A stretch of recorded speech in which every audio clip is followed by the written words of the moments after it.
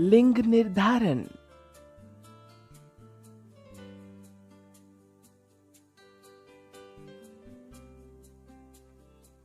यह विचार कि लैंगिक प्रजनन में भाग लेने वाले दो लिंग कई कारणों से एक दूसरे से कुछ भिन्न होने चाहिए। नवजात शिशु का लिंग निर्धारण कैसे होता है? विभिन्न प्रजातियां इसके लिए कई भिन्न रणनीतियों का उपयोग करती हैं। कुछ जानवरों में तापमान जिस पर निश्चित अंडे रखे जाते हैं यह निर्धारित करता है कि अंडों में विकसित होने वाला जानवर नर होगा या मादा। स्पष्टीकरण इस तथ्य में निहित है कि सभी मानव गुणसूत्र युग्मित नहीं होते हैं। अधिकांश मानव गुणसूत्रों में एक मातृ तथा एक पितृ अनुकृति होती है और हमारे पास 22 ऐसी जोड़ी है, लेकिन एक जोड़ी जिसे सेक्स क्रोमोसोम कहा जाता है हमेशा एक आदर्श जोड़ी नहीं होती। महिलाओं के पास सेक्स क्रोमोसोम की एक सही जोड़ी होती है जिसे एक्स कहा जाता है।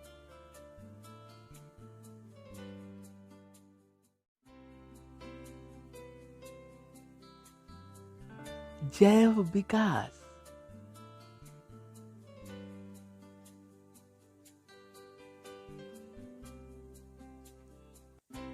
क्रमिक पीढ़ियों में जैविक आबादी को विरासत में मिली विशेषताओं के परिवर्तन को जैव विकास कहा जाता है।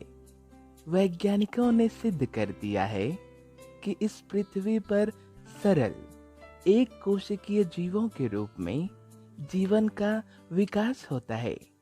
आज मौजूद सभी जीव एक ही पूर्वज से विकसित हुए हैं। विकास का विचार एक सामान्य वंश के आधार पर आधारित है। यह समझने के लिए कि जैव विकास कैसे होता है, आइए कुछ काल्पनिक उदाहरण लें। एक झाड़ी में लाल चींटियों का एक समूह रहता है। चूंकि शिकार करने वाले पक्षी हरे रंग की पृष्ठभूमि में लाल चींटियों को आसानी से देख सकते हैं, वे चींटियों को खाने का आनंद लेते हैं। डीएनए प्रतिकृति में कुछ त्रुटि, कुछ नीली चींटियों की उत्पत्ति होती है। शिकार करने वाले पक्षी हरे रंग की पृष्ठभूमि में नीली चींटियों को नहीं पहचान सकती। परिणाम स्वरूप नीली चींटियां बच जाती हैं और लाल चींटियां समय के साथ लुप्त हो गईं।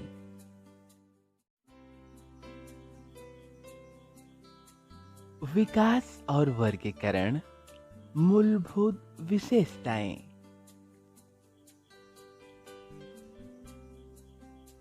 वर्गीकरण की आधुनिक प्रणाली विकासवादी संबंध पर आधारित है। इसके कारण इसे जातिवृत्ति वर्गीकरण के रूप में भी जाना जाता है। किंगडम या जगत सबसे ऊंचा टेक्सा है, जबकि प्रजाति सबसे कम टेक्सा है। प्रजातियों के सदस्यों में एक जगत के सदस्य की तुलना में सामान्य वर्णों की संख्या अधिक है। जैसे सभी मनुष्य होमोसेपियंस प्रजाति के हैं। मनुष्य आपस में प्रजनन कर सकते हैं। उनकी जाति या त्वचा के रंग की परवाह किए बिना सभी मनुष्य स्तनधारी वर्ग के अंतर्गत आते हैं, जैसे कि बंदर, हाथी तथा गाय। जाहिर तौर पर वर्ग स्तनधारी की प्रत्येक प्रजाति काफी अलग है, फिर भी उनके कुछ सामान्य लक्षण हैं, जैसे शरीर में बाल, महिलाओं में स्तन ग्रंथियां।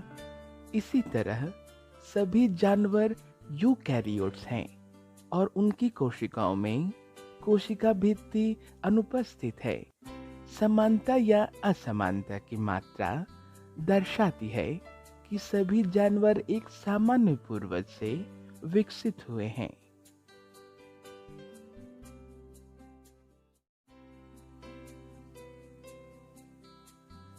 रूपात्मक और शारीरिक साक्ष्य।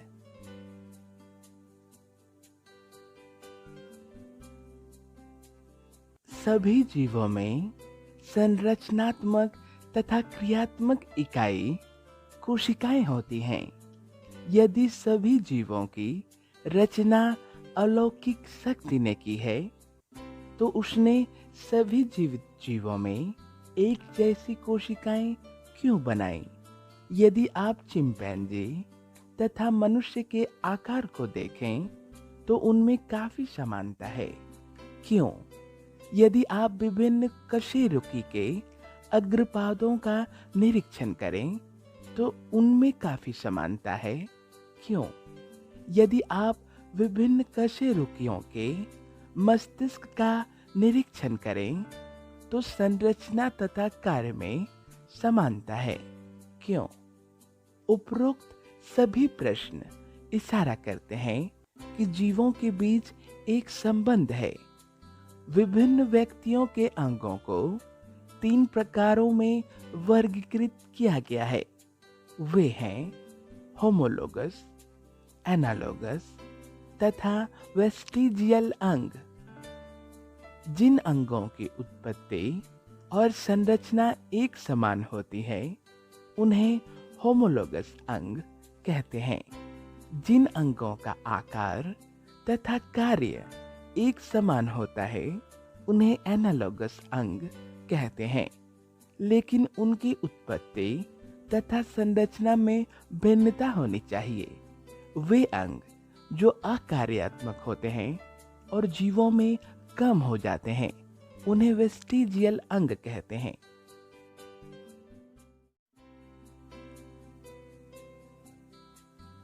अनुरूप अंग।